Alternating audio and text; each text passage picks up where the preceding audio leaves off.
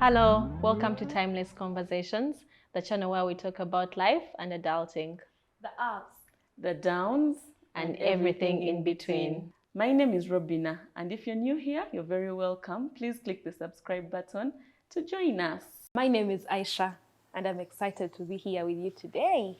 My name is Sharon, and I'm excited to be joining the ladies as we talk about a very exciting topic. So this week, we're going to be sharing about, before you accept that ring, ladies, Hi, Mama. before you finally say yes to that man, what are some of the things you need to think about? Because sometimes you can be so excited, in the heat of the moment. The ring is so beautiful, diamond ring. Muslims don't wear rings, though. Oh, Yeah. you don't. We don't. Even after the wedding. But I have a Muslim If neighbor. you want, It's not if you can buy it yourself. No, that please Anyway, don't do that. Maybe that these ones The of the .com .com, ones, but Okay. I mean, how did you Interesting. get you a ring, man? holiday. How did you get Aisha a You ring? have many rings, don't And, you? Those ones are for kajanja.com. Like you've done something nice, you get a ring. Okay, But not that's like nice. over they were there at the Eh. mosque, no. Okay. Anyway, so this week we want to talk to the ladies before you accept that ring, before you say yes to that man.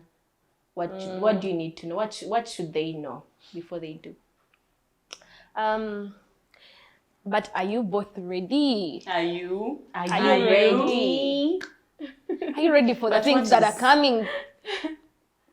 Readiness may mean different things for different people. Yeah. Yeah. In this instance, I want to talk about commitment. Are you ready to commit to this one person? Because, I mean, we're not just walking out of something. Yeah. This is a lifetime commitment that you have to know in good, in bad, in health, in whatever. You stick to this one person. Are you ready?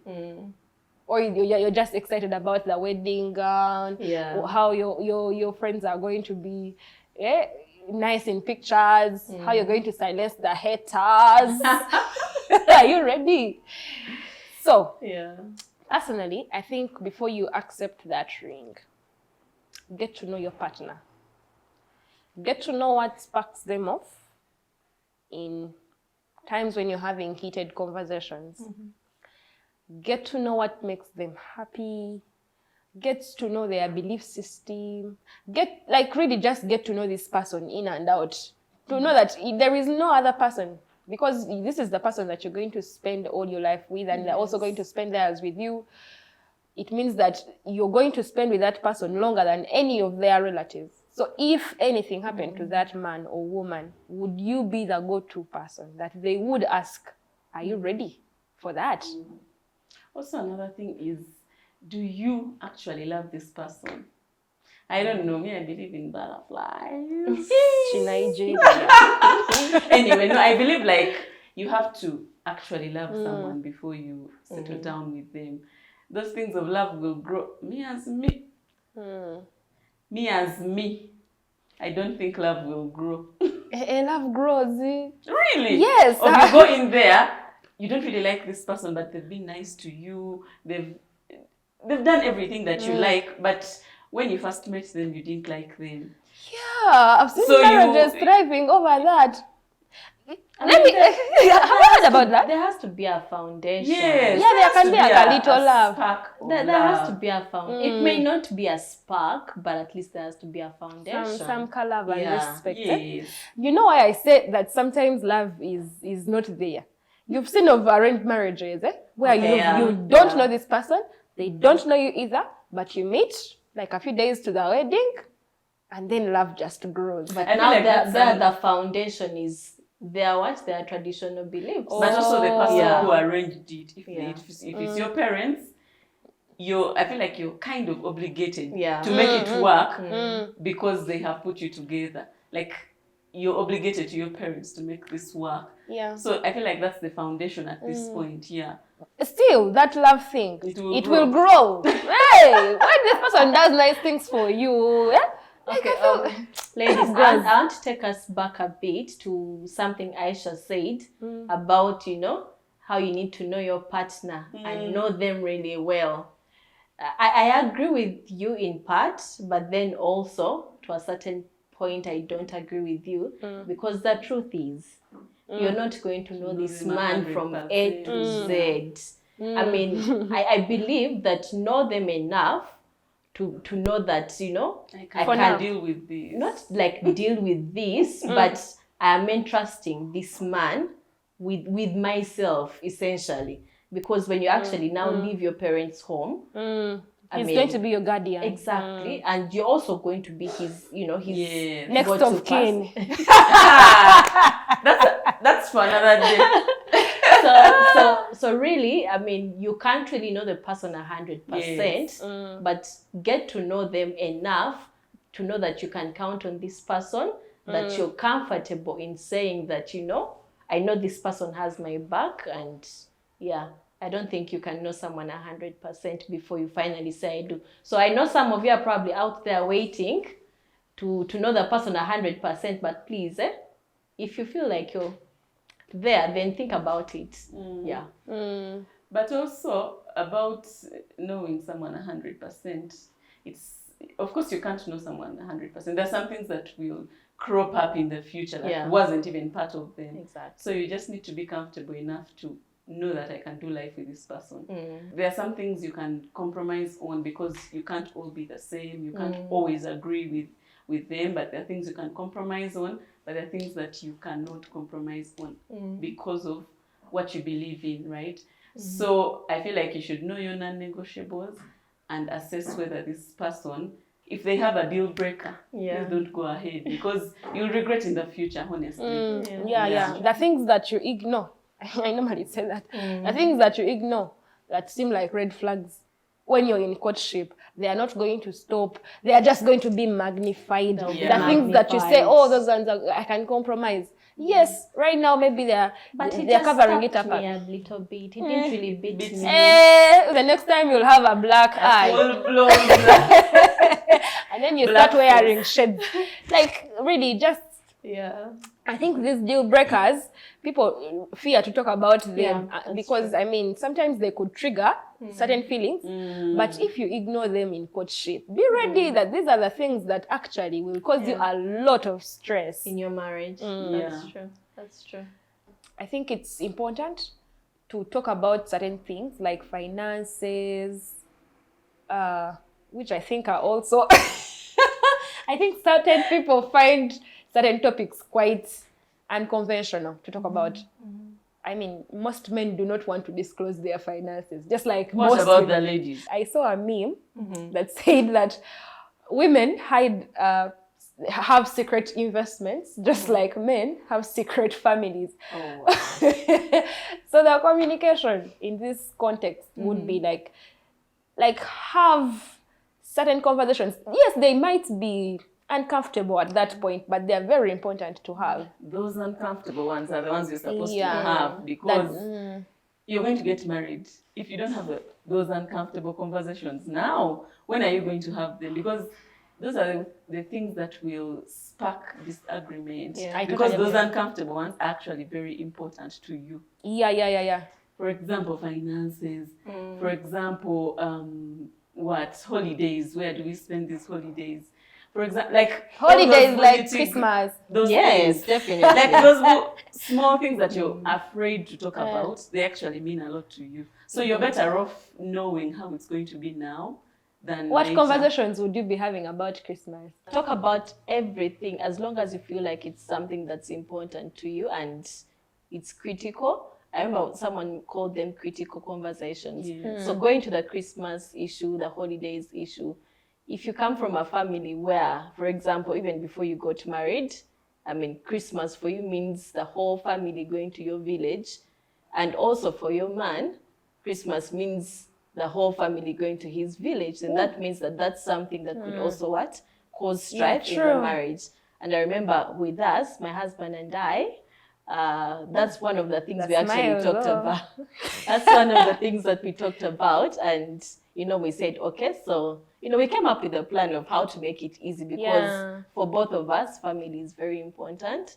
So, we found our balancing it. I have a We question. go to his home, we go to my home, and So when you go to one his big home, happy you family. you do labor. Why do you call it labor? Okay, I shouldn't even be Are they calling being it. paid? I shouldn't even be calling it his home because once no, you no, get it's family. married, it's my home as well. So it's family. If I was to go to my parents' house, then You would I'll still do definitely work. help with the chores and everything. So even when we go to his side of the family, my other family, I still have to be part of the family and help Yeah. around. So yeah. I think the reason why I asked that because we are all different personalities. Yeah. Yeah. Yes. You've seen those girls that just go to their mothers-in-law and just sit all pretty. Wait everything to be done for them. So do you understand your person to that level that if you take them to your mother, they will act diva? Or why it is something that you don't want to talk about and just wait and be embarrassed in the village? Of course, I think you have to talk about that. Of what are you like? Expectations. What is like his family's expectation Yeah. of me? Yeah. And what would you like? How would you advise me? Like I would tell my partner, how would you advise me to Yeah. behave? Yeah. How do they want me to help? What are the what are the deal breakers for your family? Yeah. And stuff like Yes.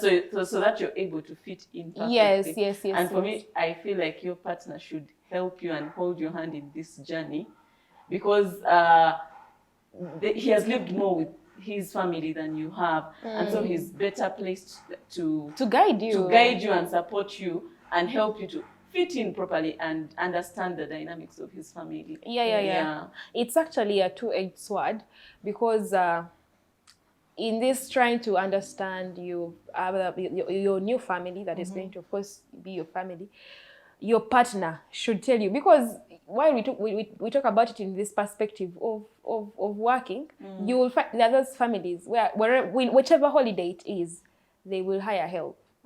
So now for you want to go and show off. I am the African woman that I am created to be. You start doing all the work. You now they now kind of like second guessing. You're trying to prove a point. Yeah, you want to prove a point. You wake up at 6, the family wakes up at 8. So like I think these are conversations that should happen in the beginning. Absolutely. And also how modesty, if your partner knows that you're the one who wears minis, let your partner tell you that when we are going home. Dira all through you. You cover up. Ladies, I think there's also a space whereby you should also know that I'm going to my in-laws. I should probably not wear the clothes I would normally wear when it's just me and my partner at What home. if it's your mother-in-law wearing those ones? By the way, it is. So I think it's case by case, because you find and that's when the communication kicks in. Yes, if you've had this conversation, your partner should tell you that at home we are freestylers. Okay, you will find everyone wearing pants and miniskirts. That's true. That's true. And then you turn up with a gomis. with a dera.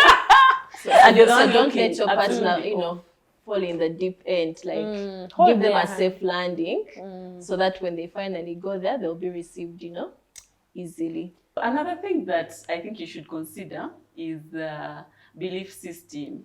Sometimes, we date because an opportunity has presented itself, but and you're just enjoying the moment here and now. But when it's getting serious, I think you need to make sure that you align yourself. Like you both have the same belief system of I'm Christian, I'm born again. Your partner is Catholic. How do you merge the two? Of who is willing to compromise and come to the other person's side? So I feel like belief system is something that you need to consider and know what you can compromise on, know what is a deal breaker. I'm giving an example of religion because it's one of those things that cause strife. Because now when you have children in the future, on whose side is the child going to belong, So those are some of the things that you need to talk about and deal with before you actually get married. Yeah, I hear you. What are your thoughts on that? I hear you. But I think it should be something to worry about if your partner is extreme. Those staunch people. What if they become staunch in the future? Like how will you know that? What if they have a conviction in the staunch or future not? that I need to become stand more, firm in my religion now. True. Yeah. But why we just stick to our religions? I think Some so religions, it is easy to be convinced in the beginning, and then someone will tell you, it's okay, worry not. But our family backgrounds also play a very important role. Well, for you, it is easy to have these conversations and say, oh, I'm going to convert, and what? You find that their family, they are real staunch. It is only your partner who is the black sheep. Yes, like he's the only one who is trying to be wayward. Then you get problems in the future. Like they are now criticizing your belief system. They don't believe in what you guys talked about at all. You've seen those weddings that almost come to a standstill. Because of the differences. The differences. So it's important that people appreciate how serious religion can get, and I think tribe as well. Yeah, but personally, I'm willing to compromise on tribe, but religion. Maybe just to emphasize on the issue of religion, I remember a cousin of mine was going through premarital counseling, and one of the things that the reverend who was taking them through counseling talked about, gave this example of this couple that got married. I think the man was Catholic, and then the lady was, I think, Pentecostal. And he mentioned that it got to a point whereby the family on Sunday, maybe the mom goes with the children and they pray from, it may have been an extreme example, I don't know. But they pray up to like a certain time, and then also the man, they also go pray up to a certain time. And remember, for most families, Sunday is like the only time that you get to spend with your family. So this can also, religion aside, belief aside, it can also bring some distance in the family because you're actually not spending time together as a family. So that's why also belief systems are very important. But I think over some people are extreme. Haven't you seen women that leave their husbands at home and go for night prayer? There's nothing wrong with that. In everything, when you go extreme, then it becomes an issue. But I want to believe that, me going for an overnight should not be a problem. I mean, even before I go, I'll definitely tell my husband about it. I'm like, hey, there's this sisterhood overnight happening, and I'm going to go. And he'll probably be like, hey, yeah, you should go. Maybe he'll even drop me and pick me up. So, I mean, because we are moving at the same level, we have the same beliefs. So that means, he won't object to it. So, for example, maybe if it was someone from a different religion who is not, a born-again Christian like I am, they probably wouldn't even understand. Yeah, they would have an issue overnight thing you're talking about. All the Can't time. you pray from here? Yes. But because we have the same belief system, then it's easier for him to, receive it and even support me in it. I agree. Yeah, so knowing your partner's family will also ease how you will relate with them even in marriage. Like, are these people friendly, or do they require distance? Do they understand that you are, while you're family, but this is also a unit of its own? Like, there should be boundaries that must be respected. But most importantly, respect is key. Like, these are people that should be respected because they've been in your partner's life way longer than you have. So what do you guys think?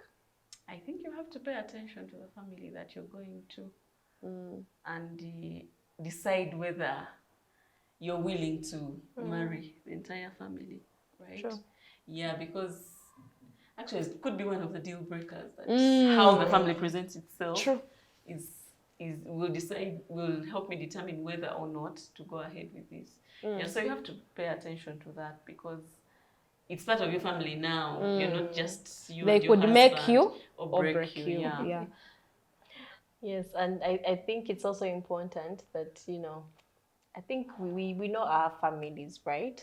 So we need to be able to, like, put our partners in a safe space. Like, if my fiancé to be, I haven't yet said I do, right? So my boyfriend has come is coming to visit my parents or maybe my family or my siblings.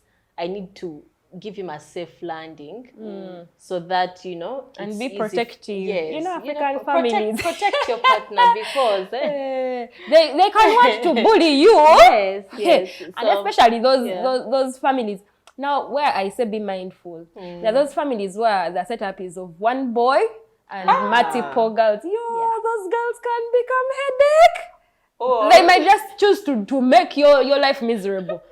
or it could be a family of many, and this is their favorite child, like the parents' favorite child, and you're like coming to take them away from the family. So you have to be, So those dynamics are important. Well, because there is that attachment that you also don't want to break. Yes. But now you're coming in as someone who is going to be with this person even longer than them. The jealousy might be there or might not. So it is your choice. How you study that and evaluate is on you. and make the decision. Then another thing that I think you should consider is, for example, we have different cultures. Like in Uganda, we have so many different cultures. Dowry expectations. Not Uganda only. Interracial couples. I know. Yeah, so I feel like it's one of those things that you need to really, really consider. If there are some cultures where it's the woman who takes the dowry to the man. Some cultures it's the other way around. And in some cultures they take a bit more. In others they take less. You just take appreciation of normal groceries. Others they want cows. They want traditional things. So those dynamics are some things that you have to consider. Like, what does your culture say as the lady, and communicate it to your husband, like to your person way ahead of time, so that they are prepared for what's coming. Like in my cultures, the lango, cows. How many? I don't know.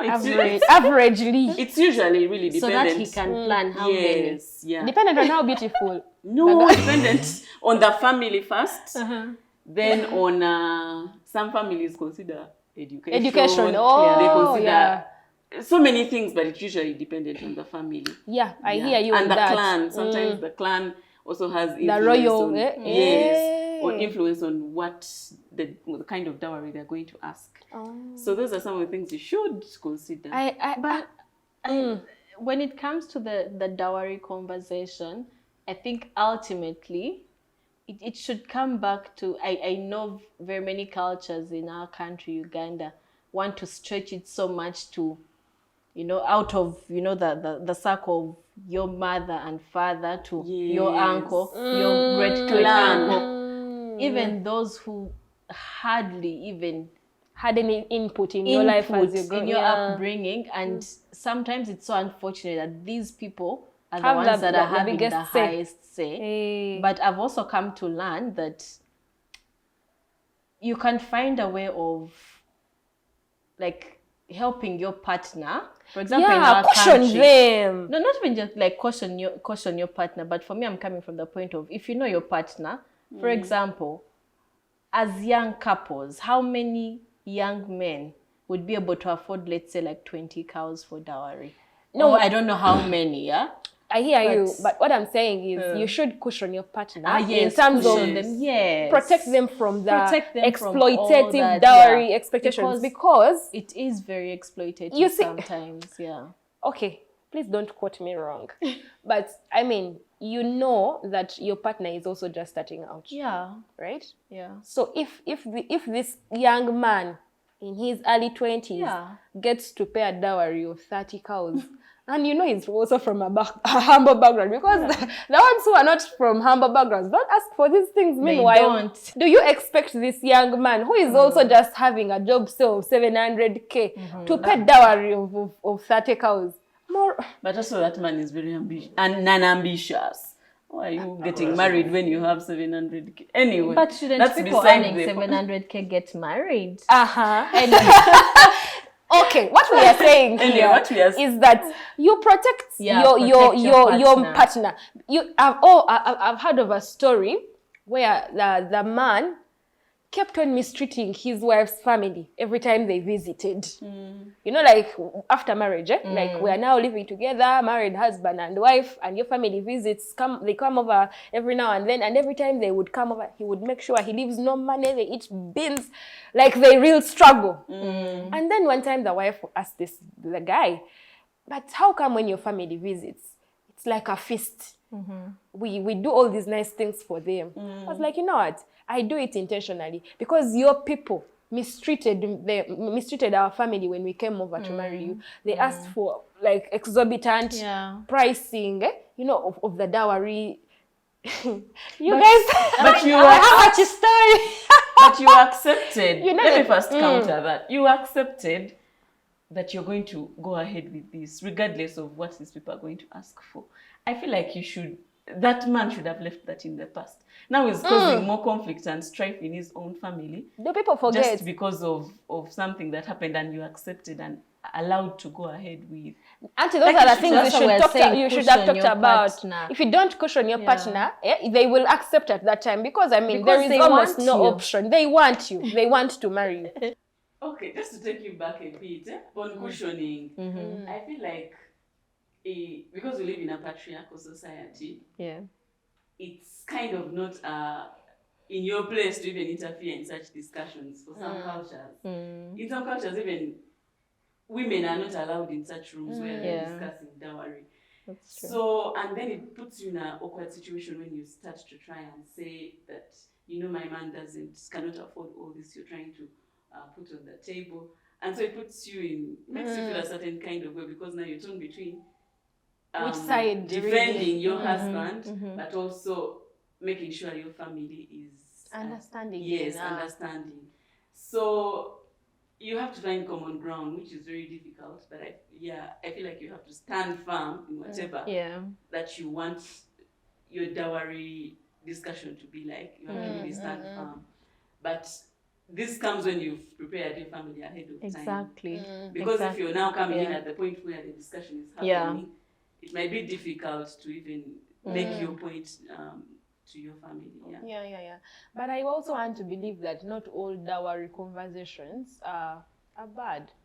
Definitely. I think they come from a point of wanting to know if this man can take care of you. Like, is he responsible enough to know that there have been certain expectations that have been set, not just by the family, but culture. These are our customs.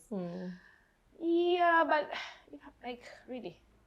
Well, I think like Robinah said, just have the conversation earlier on. Like from the moment you know you actually have this intention and you've made it known to your parents. I mean, maybe talk to your mom. If it's easier for you to talk to your mom who can then also talk to your dad, and your dad can then also take it further to the rest of the family. But I feel like it's one of those things that has actually stopped very many young people from getting married, just because, you know, banonya sente, like they're looking for the right amount of money to finally be able to go and marry this girl. And I don't think that really should be a reason people don't get married. I have a chivos. Tell us. The story is told of a guy. Of course, there's a difference in tribe. So, the girl, I think Oba didn't have these conversations. Like you said, some societies are really patriarchal. So the guy goes with his family. Didn't they stop them from sitting in the tent until dowry had been reconciled? The family they were telling each and everything. Now they had asked for some bitenji. Extreme. Mama, some families are extreme. Imagine a chitenji, if they said 6 meters, anything short of 6 meters was rejected. Now these people got if it is not fat enough. Kwenda. It is sad, but this is the reality. Meaning, it's true. It happens now. And even it's very unfortunate. Some of these things are still happening. But I feel like you have to have that conversation with your family. However difficult it is, have it. At least you would and have pray a for mind the grace before. I know. for your message to be received well, because some families see dowry as a restoration of past glory. Oh, boy. It's never that. They just want to recoup whatever they can.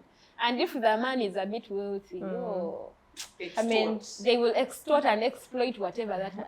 It's I sad. feel like we also need to say something to our dear parents who may happen to Tell them. to land on our video. I think, very many times, like you said, it's like an extortion. I mean, that's how it feels to some of these families. I think we need to find a space whereby if you know your own child like has only so much to bring to the table, then why would you expect someone else's child? Because ultimately this is also someone else's child. So I think find a balance whereby if they're able to bring, then well and good. If they've expressed, that it's going to be challenging, then ultimately you're pushing your daughter into a situation whereby probably if the man chooses to go ahead and maybe borrow money to find these so many cows and fattened goats, then your daughter is going to spend the rest of her life living in a marriage full of debt. So our dear parents, thank you for understanding.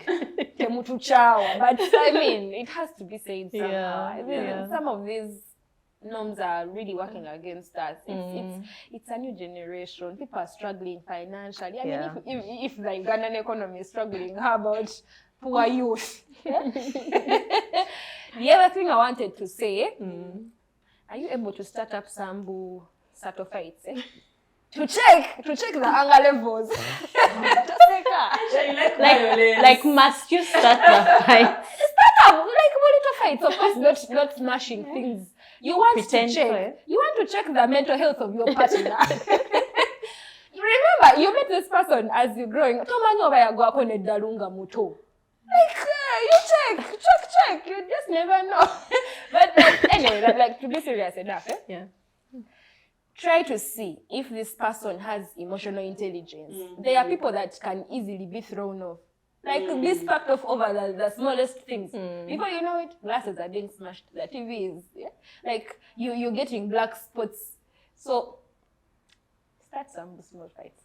I think don't particularly start a fight, but maybe argue a controversial topic and see how they would react to it, or something that you probably know and he doesn't know that you know that, and then you bring it up in a way that you're defending the opposite direction, just to see how check character.